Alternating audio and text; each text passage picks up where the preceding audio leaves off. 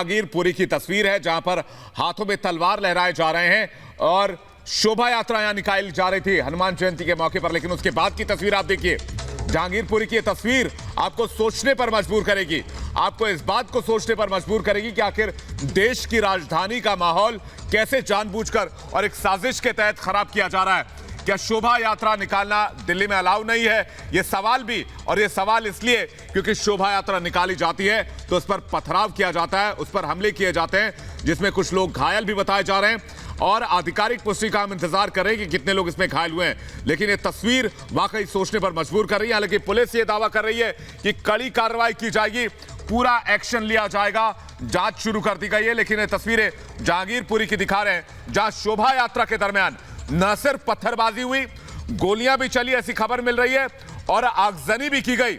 ये तस्वीरें हम आपको दिखा रहे हैं, ये तस्वीर देश की राजधानी दिल्ली की है।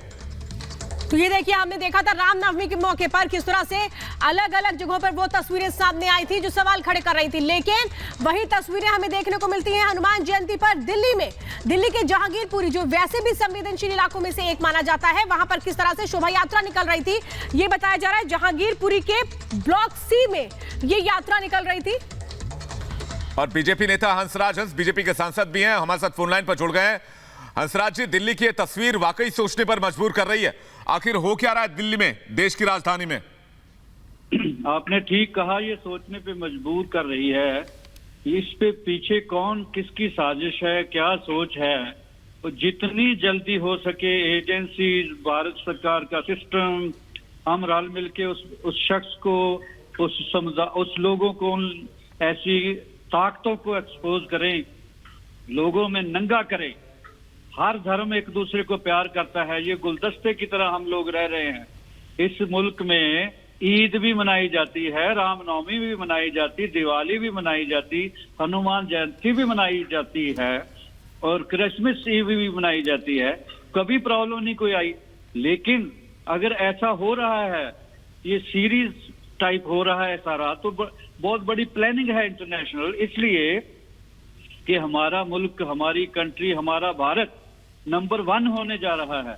और हमारे प्रिय प्रधानमंत्री जी, आपने देखा होगा यूक्रेन और रशिया के केस में प्रधानमंत्री, उन्होंने बोला कि एक ही शख्स हमें बचा सकता है, एक ही मुल्क बचा, वो प्रिय प्रधानमंत्री मोदी जी।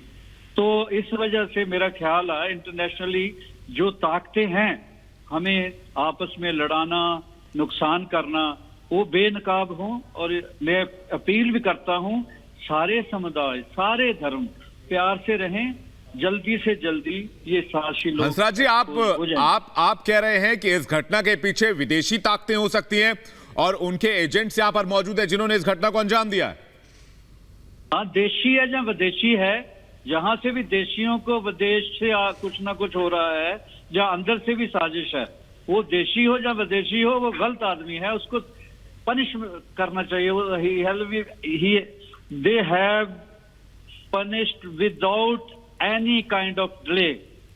हंसराज जी, जल्दी एक्सपोजन। हाँ, आप ये भी कह रहे हैं कि अंदरूनी ताकतें भी हैं जो इस तरीके से, जो लोग पत्थरबाजी कर रहे हैं, इनको सपोर्ट करती हैं। या बैरूनी है, ये ताकतें तो गलत है, सोच तो घटिया है। मजहब का दुश्मन बना देना, धर्म का, मुल्क का, तो ये है तो गलत लोगों का ना। आप ये तो एजेंसी, भारत सरकार का सिस्टम, हम उस सिस्टम के हिस्से हैं, रल मिल के ढूंढते हैं कहां से क्या। हंसराज जी, जो तस्वीरें आई हैं बड़ी चिंता बढ़ा रही हैं। हाथों में तलवार लेकर के लोग घूम रहे हैं। आप अंदाजा लगाइए, दिल्ली की सड़कों में हाथों में तलवार है, पत्थरबाजी चल रही है। आखिर क्या हो रहा है जहांगीरपुरी में लोगों के घरों में? बहुत बुरी बात है। फिर भी मैं अपील करता हूं, शांति बनाए रखें। ये पेड़ लोग होते हैं भैया, लालच में या पता नहीं क्या है। प्लीज, ये हार्ट ऑफ इंडिया है, कैपिटल है हमारा भारत, बहुत खूबसूरत मुल्क है पूरी दुनिया में, और उसका दिल दिल्ली में है। तो प्लीज इसको दोज़ख ना बनाएं। दिल्ली सरकार की भी तो जिम्मेदारी है हंसराज जी, दिल्ली सरकार की भी तो कोई एक जवाबदेही होगी कि वो इस तरीके के माहौल को ना बनने दे, बिगड़ने ना दे दिल्ली के माहौल को। सबसे पहले वो रूलिंग पार्टी जो दिल्ली है उसकी बनती है, वो भी कोशिश करे, सेंटर भी करे। जी बहुत बहुत शुक्रिया हंसराज जी।